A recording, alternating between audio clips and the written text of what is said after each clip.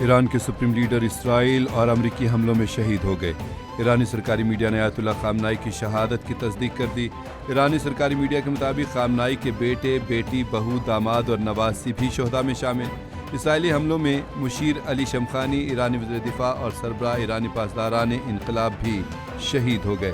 حملے میں ایرانی آرمی چیف عبدالرحیم موسوی شہید ہو گئے۔ ایرانی سپریم لیڈر کی وفات پر 40 روزہ سوگ کا اعلان، 7 روزہ تعطیل ہوگی۔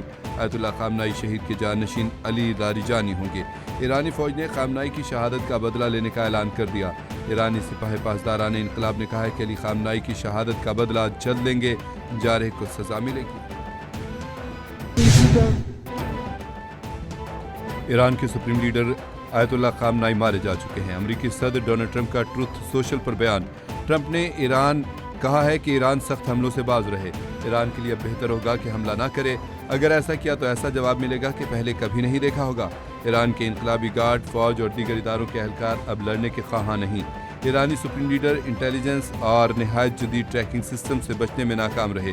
ایران پر بمباری کا سلسلہ پورا ہفتہ یا جب تک ضروری ہوا جاری رہے گا۔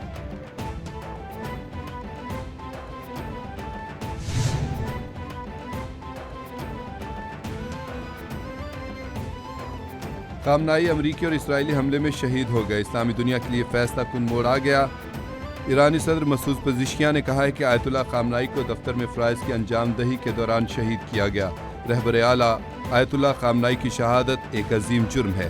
ذمہ داران کو بھرپور جواب دیا جائے گا، خون رائے گان نہیں جائے گا اور ذمہ دار عناصر کو انجام تک پہنچایا جائے گا۔ امریکہ اور صہیونی قوتوں کو اس اقدام کی قیمت چکانا ہوگی۔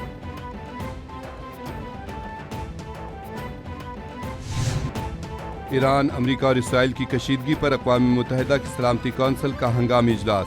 You N secretary general Antonio Guterres نے کہا کہ عالمی قوانین کی ہمیشہ پاسداری کی جانی چاہیے۔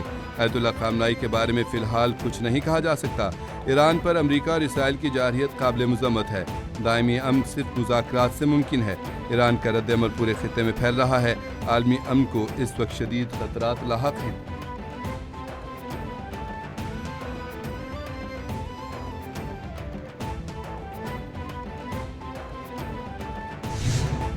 اسرائیلی اور امریکی نمائندوں کا من گھڑت جواب مسترد کرتے ہیں۔ ایرانی مندوب نے یو این اجلاس میں کہا کہ امریکہ اور اسرائیل نے ایران کے خلاف بلا جواز جارحیت کی۔ ایران پر حملے اقوام متحدہ کے چارٹر کی سنگین خلاف ورزی ہے۔ ایران پر امریکی اور اسرائیلی حملوں میں عام شہری مارے گئے۔ جارحیت کے خلاف بولنے پر پاکستان، چین اور روس کا شکریہ ادا کرتے ہیں۔ بے گناہ شہریوں کے قتل عام کے ذمہ دار امریکہ اور اسرائیل ہیں۔ ایران کے خلاف اسرائیلی اور امریکہ کی کارروائیاں دہشت گردی ہے۔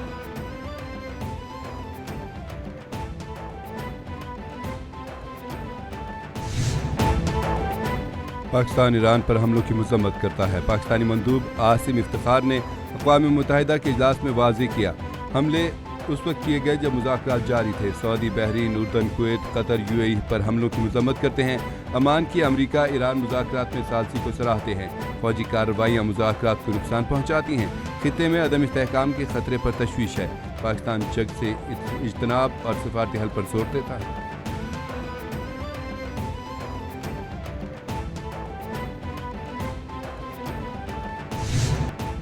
روس اور چین کی ایران پر امریکہ اور اسرائیل کے حملے کی شدید مذمت۔ روسی مندوب نے کہا کہ ایران پر اسرائیلی اور امریکی حملے افسوسناک ہیں۔ ایران کے اندرونی معاملات میں مداخلت کی کوشش کی گئی۔ ایران کے خلاف امریکی الزامات بے بنیاد ہیں۔ چین کا ایران امریکہ تنازع میں ہلاکتوں پر گہرے دکھ کا اظہار۔ طاقت کا اندھا دھند استعمال ناقابل قبول ہے۔ شہریوں کے مؤثر تحفظ اور شہری تنصیبات پر حملوں سے گریز کیا جائے۔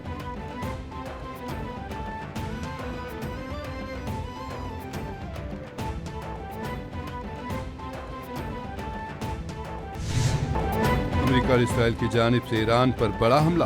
ایران کا بھی اسرائیل کو جوابی وار۔ ایران نے اسرائیل اور امریکہ کے خلاف آپریشن فتح خیبر لانچ کر دیا۔ ایران کا 100 سے زائد ڈرونز اور 50 سے زائد بیلسٹک میزائل سے اسرائیل پر حملہ۔ ایرانی MiG 29 طیاروں کی مختلف مقامات پر بمباری۔ اسرائیل دھماکوں سے گونج اٹھا، شہری ڈر کے مارے بنکروں میں چھپ گئے۔ اسرائیل بھر میں دفاتر اور تعلیمی اداروں کو بند کر دیا گیا۔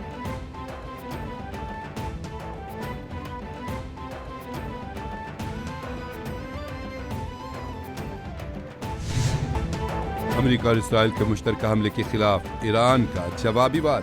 ایران نے خطے میں موجود امریکی فوجی اڈوں کو نشانے پر رکھ لیا۔ عرب میڈیا کے مطابق ایران کے کویت، قطر، بحرین، ابوظہبی اور سعودیہ میں امریکی فوجی اڈوں پر میزائل حملے۔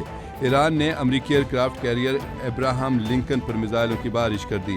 امریکہ اسرائیل کی کمانڈو کارروائی ناکام بنا دی گئی۔ ایران کی جانب سے سعودی شہر ریاض میں بھی امریکی فوجی اڈے پر حملہ۔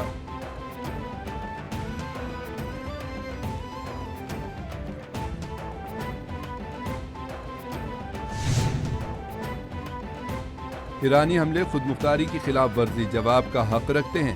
بحرین اور یو اے ای نے ایرانی حملوں پر مشترکہ بیان جاری کر دیا۔ بحرینی وزارت خارجہ میں کہا گیا ہے کہ ہر ضروری اقدام اور مناسب جواب دینے کا پورا حق محفوظ رکھتے ہیں۔ حملے بزدلانہ کارروائی ہے جس کی سخت مذمت کرتے ہیں۔ عرب وزارت دفاع نے جاری بیان میں کہا کہ حملہ قومی خود مختاری اور بین الاقوامی قوانین کی کھلی خلاف ورزی ہے۔ قومی سلامتی اہم ہے، وقت آنے پر جواب دیں گے۔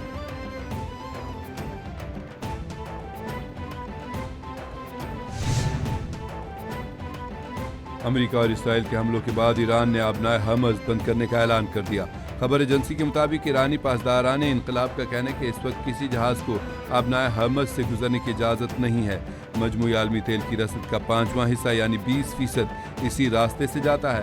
آبنائے حمص سے یومیہ تقریباً 21 ملین بیرل تیل دیگر ممالک کو پہنچایا جاتا ہے۔ اس آبی گزرگاہ سے دنیا کے 20% تیل اور 30% گیس کی ترسیل ہوتی ہے۔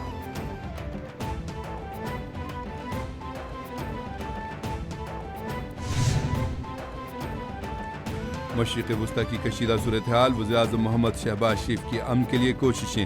وزیراعظم کا سعودی ولی عہد سے رابطہ۔ وزیراعظم کا سعودی قیادت کے ساتھ پاکستان کی مکمل یکجہتی اور بھرپور حمایت کا اعادہ۔ وزیراعظم شہباز شریف اور امیر قطر کے درمیان اہم ٹیلی فونک رابطہ ہوا۔ خطے کی صورتحال پر گفتگو۔ موجودہ صورتحال کو علاقائی امن و استحکام کے لیے تشویشناک قرار دیا۔ پاکستان کا قطر کے ساتھ مکمل یکجہتی اور غیر متزلزل حمایت کا اعادہ۔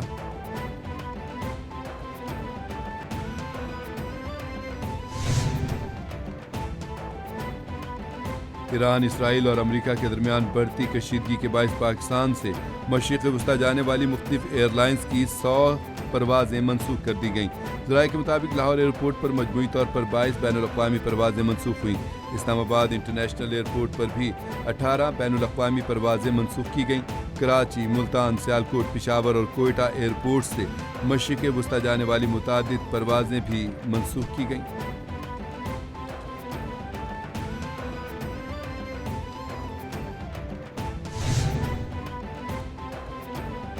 خطے میں بڑھتے جنگ کے اثرات۔ پاکستانی حکومت نے پیٹرولیم مصنوعات کی قیمتوں میں اضافہ کر دیا۔ نوٹیفکیشن کے مطابق پیٹرول کی قیمت میں 8 روپے فی لیٹر اضافہ کر دیا گیا۔ پیٹرول کی نئی قیمت 266 روپے 17 پیسے فی لیٹر مقرر۔ ڈیزل کی قیمت میں 5 روپے 16 پیسے فی لیٹر اضافہ۔ ڈیزل کی نئی قیمت 280 روپے 86 پیسے فی لیٹر مقرر کی گئی ہے۔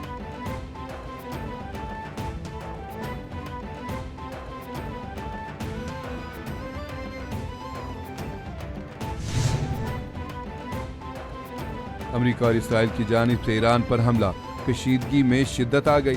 اسرائیلی، امریکی اور ایرانی حملوں کے بعد عالمی تیل مارکیٹ ہل کر رہ گئی۔